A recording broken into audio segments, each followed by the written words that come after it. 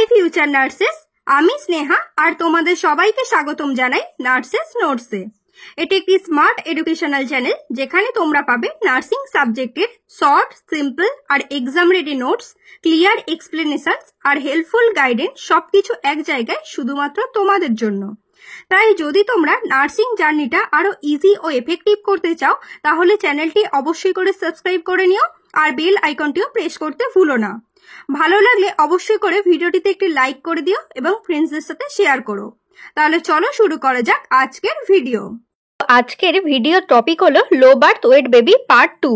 কারণ লো birth wait বেবির যে পার্ট 1 যে আমি বানিয়েছিলাম, মানে 1 নম্বর 2 নম্বর এবং 3 নম্বর কোশ্চেনে যে অ্যান্সারগুলো দেওয়া ছিল সেগুলো অলরেডি আমার চ্যানেলে আপলোড রয়েছে, তোমরা একবার গিয়ে চেক আউট করে নিও। তো আজকের পার্ট 2তে মেনলি আমরা যে দুটো কোশ্চেন নিয়ে আলোচনা করব। কোশ্চেন দুটি হলো write down the management of low birth weight baby in first 24 hours of delivery, যেটা 8 মার্কসের, and second describe importance of breast feeding for the baby, যেটা 5 মার্কসের। এই দুটো কোশ্চেনের অ্যান্সার নিয়ে আজকে আমরা লো বার্থ ওয়েট বেবির যে পার্ট 2তে আমরা আজকে আলোচনা করব। তো ফার্স্ট যে কোশ্চেনটি হলো write down the management of low birth weight baby in first 24 hours of delivery, যেটা 8 মার্কসের। তো আজকে আমরা যেটা নিয়ে ডিসকাস করব সেটি হলো লো বার্থ ওয়েট বেবিকে ফার্স্ট 24 আওয়ার্সে কিভাবে ম্যানেজ করতে হয়। তো এই যে 24 আওয়ার্স, এই 24 আওয়ার্সটা কিন্তু খুবই ক্রিটিক্যাল, সো প্রপার কেয়ার কিন্তু খুব ইম্পর্টেন্ট। তো let's break it down step by step.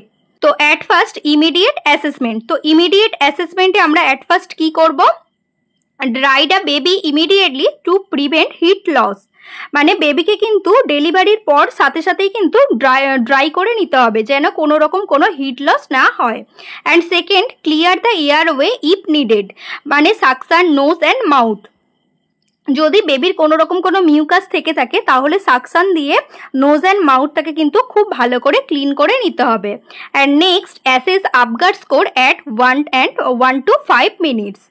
তো আপগার স্কোর দিয়ে কিন্তু বেবির কন্ডিশনটা কিন্তু আমাদের বুঝতে হবে। তোমরা যদি কেউ আপগার স্কোর কিভাবে চেক করতে হয় ভালোভাবে ডিটেলসে জানতে চাও তাহলে আমার শর্টসে যেতে পারো। শর্টসে কিন্তু অলরেডি আপগার স্কোর কিভাবে চেক করতে হয় সেটা আমি আপলোড করে দিয়েছি, তোমরা চেক আউট করে নিও। And next identify if the baby is preterm or full term but under wait. তো আমাদের কিন্তু বেবিটাকে কিন্তু আইডেন্টিফাই করতে হবে যে বেবিটা কি যে সময়ের আগেই জন্মেছে নাকি যে টাইমের মধ্যেই জন্মেছে কিন্তু সে আন্ডার ওয়েট হয়েছে। তো সেটা কিন্তু আমাদের কিন্তু আইডেন্টিফাই করে নিতে হবে। অ্যান্ড নেক্সট হলো দেখো থার্মাল প্রোটেকশন। সেকেন্ড আমাদের থার্মাল একটা প্রোটেকশন দিতে হবে। তো থার্মাল প্রোটেকশন দিতে গেলে আমরা অ্যাট ফার্স্ট কি করব, মেনটেন ওয়ার্ম চেন, মানে warm delivery room, dry linen, skin to skin contact.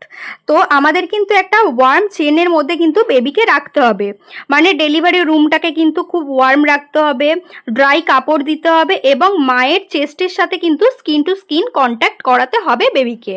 And next দেখো initiate kangaroo mother care if the baby is stable. তো বেবি যদি স্টেবল থাকে তাহলে কিন্তু ক্যাঙ্গারু মাদার কেয়ার বেবিকে দিতে হবে। অ্যান্ড নেক্সট দেখো use radiant warmer or incubator if baby is unstable or very low birth weight less than 1.5 KG. যদি বেবি ভেরি লো বার্থ ওয়েটের মধ্যে হয় বা আনস্টেবল হয় তাহলে ইনকুবেটার অর রেডিয়েন্ট ওয়ার্মার কিন্তু ইউজ করতে হবে। অ্যান্ড নেক্সট থার্ড আমরা কি করব, মনিটর ভাইটাল সাইন্স। তো আমাদের কিন্তু ভাইটাল সাইন্সটা খুব ভালোভাবে মনিটর করতে হবে। তো কি করতে হবে, regularly monitor temperature, heart rate, respiratory rate and oxygen saturation. তো আমাদের কিন্তু প্রত্যেক 2 থেকে 3 ঘন্টা পর কিন্তু ভাইটাল সাইন্স কিন্তু চেক করতে হবে। তো ভাইটাল সাইন্সের মধ্যে যেমন temperature, heart rate, respiratory rate, oxygen saturation প্রত্যেকটা কিন্তু আমাদের 2 to 3 আওয়ার্স অন্তর কিন্তু চেক করতে হবে। And next watch for signs of respiratory distress, hypoglycaemia or sepsis. ধরো fast breathing, cold body, lethargy, feeding difficulties, এই সিমটমসগুলো যদি দেখতে পাওয়া যায় তাহলে কিন্তু খুব তাড়াতাড়ি আমাদের কিন্তু অ্যাকশন নিতে হবে। নেক্সট ম্যানেজমেন্ট হলো ফিডিং অ্যান্ড নিউট্রিশন। তো ফিডিং অ্যান্ড নিউট্রিশনের মধ্যে আমরা কি করব, start breast feeding within 1 hour if the baby can suck. তো যদি বেবি সাক করতে পারে তাহলে কিন্তু 1 আওয়ারের মধ্যেই কিন্তু ব্রেস্ট ফিডিং শুরু করে দিতে হবে। And next, if not able to সাক, give expressed breast milk via spoon or tube.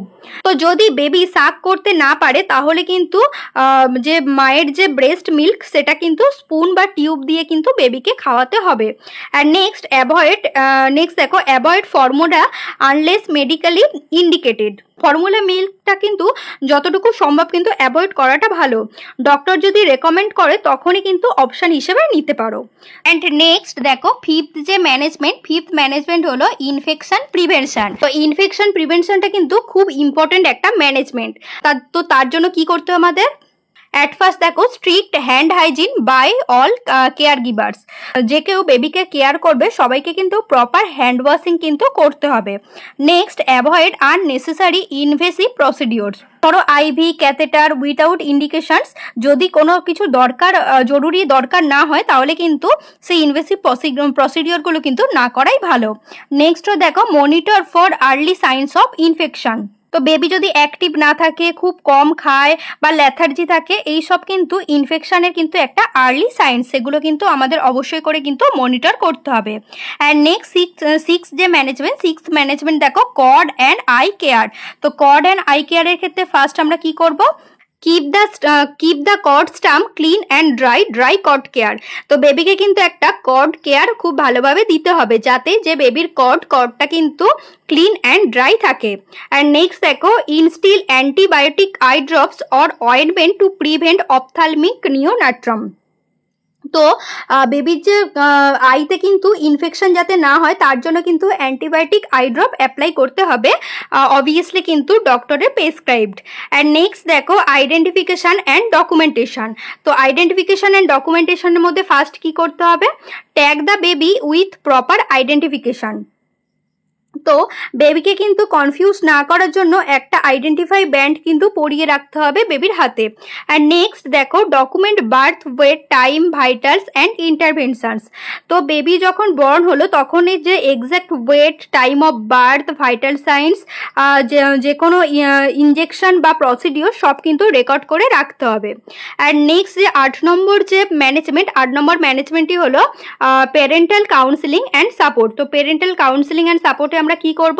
Educate parents on thermal care, feeding and signs of dangers. তো যে পেরেন্টসকে কিন্তু আমাদের বোঝাতে হবে যে বেবিকে ভালো মতো কিন্তু কোনো গরম কিছু দিয়ে জড়িয়ে রাখা, সঠিক টাইমে কিন্তু যে ব্রেস্ট মিল্ক কিন্তু তাকে দিতে হবে, এবং যখন ডেঞ্জার সাইন্স যদি দেখতে পাওয়া যায় কোনো রকম তাহলে কিন্তু ইমিডিয়েটলি হসপিটালে নিয়ে আসতে হবে। And next, encourage early bonding and participation in newborn care. তো স্কিন টু স্কিন কন্ট্যাক্ট, বেবির দিকে তাকানো, হাত ধরা, আর্লি বন্ডিং বেবির যে ইমোশনাল ও ফিজিক্যাল ডেভেলপমেন্টের জন্য কিন্তু খুব ইম্পর্টেন্ট। তো এগুলোর জন্য কিন্তু পেরেন্টসকে কিন্তু এনকারেজ করতে হবে। তো এই 8টি পয়েন্টই হলো কিন্তু লো বার্থ ওয়েট বেবির ক্ষেত্রে ফার্স্ট 24 আওয়ার্সের ইমিডিয়েট ম্যানেজমেন্ট। তো অ্যাসেসমেন্ট থেকে শুরু করে বন্ডিং পর্যন্ত সব কিছুই কিন্তু খুবই ইম্পর্টেন্ট। তো এটাই ছিল management of low birth weight baby in 24 hours of delivery. যদি এই কোশ্চেনটা তোমাদের এক্সামে আসে তাহলে এই পয়েন্টসগুলো দিয়েই কিন্তু সুন্দর করে একটা নোট কিন্তু তোমরা লিখে দিও, এবং এই নোটসে যদি কোথাও কোনো রকম তোমাদের বুঝতে অসুবিধা হয় তাহলে অবশ্যই করে কিন্তু আমাকে কমেন্ট করে জানিও। অ্যান্ড নেক্সট 5th কোশ্চেন হলো, describe importance of breast feeding of the baby. তো ব্রেস্ট ফিডিং কেন বেবির জন্য খুব ইম্পর্টেন্ট সেটা নিয়েই আজকে ডেসক্রাইব করতে বলা হয়েছে, যেটা কিন্তু 5 মার্কসে আসে। এই কোশ্চেনটি কিন্তু অবস্টেট্রিক অ্যান্ড গাইনোকোলজিক্যাল নার্সিং এর কিন্তু খুব ইম্পর্টেন্ট একটা কোশ্চেন। এই কোশ্চেনটি কিন্তু বারবার রিপিট হতে দেখা গিয়েছে, যেটা কিন্তু মেনলি 5 মার্কসের এসে থাকে। তো first, important of breast feeding for the baby. Breastfeeding is highly beneficial for newborns and is recommended exclusively for the first 6 months of life. তো ব্রেস্ট ফিডিংটা কিন্তু খুব হাইলি বেনিফিশিয়াল নিউবর্নদের জন্য। বেবি বর্নের পর থেকে ফার্স্ট 6 মান্থে কিন্তু ব্রেস্ট ফিডিংটা কিন্তু খুব important. The important of breast feeding for the baby includes. তো ব্রেস্ট ফিডিংটা কেন ইম্পর্টেন্ট এবারে সেইটা নিয়ে আমরা জানবো। ফার্স্ট দেখো, কমপ্লিট নিউট্রিশন। তো ব্রেস্ট মিল্কে কিন্তু একটা কমপ্লিট নিউট্রিশন থাকে। তো কি কি থাকে ব্রেস্ট মিল্কে?